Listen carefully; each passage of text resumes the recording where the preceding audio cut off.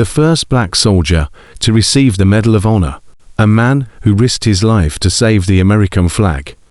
Born into slavery in Norfolk, Virginia, 1840, his father escaped via the Underground Railroad, working tirelessly in New Bedford to buy his family's freedom.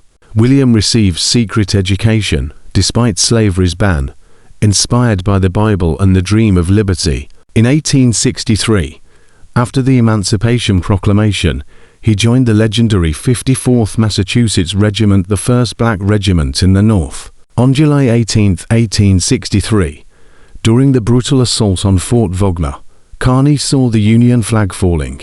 Wounded in the leg, chest, and shoulder, he still raised the flag high, crying, "Boys, the old flag never touched the ground." His courage inspired his comrades and proved the valor of black soldiers to the entire nation. Decades later, in 1900, Carney was awarded the Medal of Honor for his heroic act. His legacy, a symbol of resilience, duty, and unbroken spirit. Welcome to War and Warriors, where we bring forgotten heroes and powerful stories of history to life. Today, we uncover the incredible journey of WilliamHCarney, a man who carried the flag of freedom through fire and blood. Shadows of Chains, the unyielding spirit of WilliamHCarney. In the summer heat of 1840, in Norfolk, Virginia, a boy named WilliamHCarney the day was February 29th, a leap year, almost as if destiny itself had marked him as different. His father, William Carney Sr., was a field hand, scarred by the lash, while his mother, Undine, was a freed woman who had fought her way out of bondage. From his first breath, William's life stood at the crossroads of chains and freedom. His father labored endlessly under the overseer's whip, dreaming of escape. His mother, though legally free, lived under constant fear that her family could be torn apart at any moment.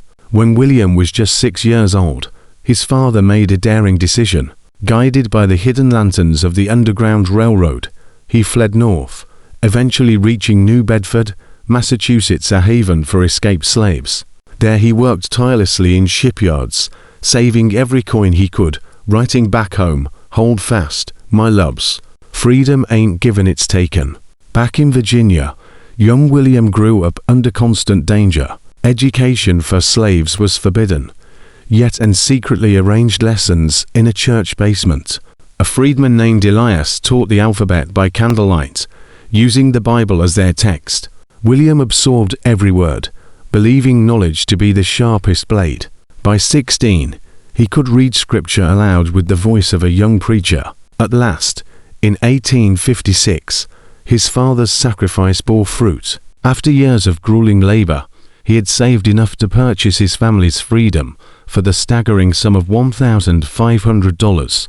The Carneys boarded a steamer north, hearts pounding as Norfolk disappeared behind them. A new life in New Bedford. New Bedford welcomed them with salt air, busy docks, and a vibrant black community. William's father found steady work in the shipyards and opened a laundry, and William enrolled in school. Evenings, he joined the Union Baptist Church under Reverend William Jackson. The ministry called to him. He dreamed of preaching words of hope and deliverance. But the winds of war were rising. In 1860, John Brown's failed raid and fiery speeches from abolitionists like Frederick Douglass shook the nation. William wrestled with his calling. Would he serve as a minister or as a soldier? The answer came with thunder. In April 1861, cannons at Fort Sumter marked the beginning of the Civil War. At first, black men were barred from enlisting. William seethed but kept faith, helping sew uniforms, roll bandages, and write letters for sailors.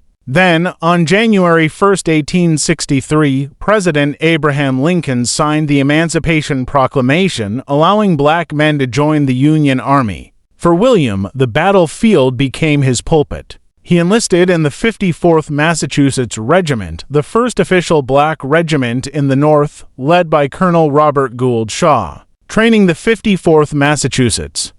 At Redville Camp outside Boston, William and his comrades drilled from dawn till dusk. White regiments mocked them, Paymasters offered less than white soldiers, but the men stood firm, no pay till Judgment Day. They demanded equality and forged brotherhood in the fire of shared struggle. Carney was chosen for the color guard, entrusted with carrying the flag, a sacred role in battle. To lose the colors meant shame. To protect them, even unto death, was the highest honor. In May 1863, the 54th marched proudly through Boston before shipping south to South Carolina. Spectators cheered, abolitionists wept, and Frederick Douglass himself raised his voice in approval. William saw his parents in the crowd, his father's nod and his mother's tears sealing his resolve. The Battle of Fort Wagner on July 18, 1863. The 54th was ordered to lead the assault on Fort Wagner, a Confederate stronghold guarding Charleston Harbor. As dusk fell, 600 men formed ranks on the beach, waves lapping at their boots. Colonel Shaw rode down the line. "Tonight, we write history. The eyes of the nation are upon you." The 54th charged into a storm of gunfire. Cannon shells exploded overhead. Many balls screamed past. Men fell by the dozens. Yet still they pressed forward through sand and blood. At the parapet, the flag-bearers fell one by one. Sergeant John Wool the Sable collapsed, then Corporal Henry Johnson. The Union colors dipped dangerously close to the ground. That was the moment WilliamHCCarney acted. Wounded already, he dropped his weapon, seized the flag, and raised it high above the chaos. Bullets tore into his body through his leg, shoulder, and head, but he refused to let the banner fall. Staggering back through the carnage, he clutched the flag to his chest, shouting, "Boys, the old flag never touched the ground." Though the 54th suffered devastating losses, including the death of Colonel Shaw, their bravery electrified the North. Newspapers declared, "The colored troops fought gallantly." After the war, Carney survived his wounds but was discharged in 1864, returning home to New Bedford. He was hailed as a hero. He married Susanna Williams, raised a daughter, and in 1869 became the first black postman in New Bedford. For 32 years, he delivered letters through snow and storm, always carrying himself with quiet dignity. He remained active in veterans groups, telling young men the story of Fort Wagner not as a tale of glory, but as a lesson in duty. It wasn't bravery alone, he told them, it was the fire in your belly for what's right.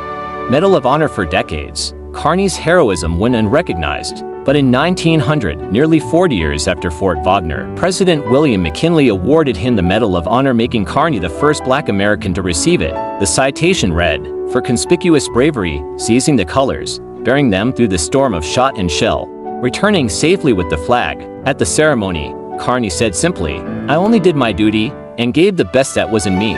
Legacy. In his later years, Carney worked as a messenger at the Massachusetts State House. On December 9, 1908, he died in a tragic elevator accident at age 68.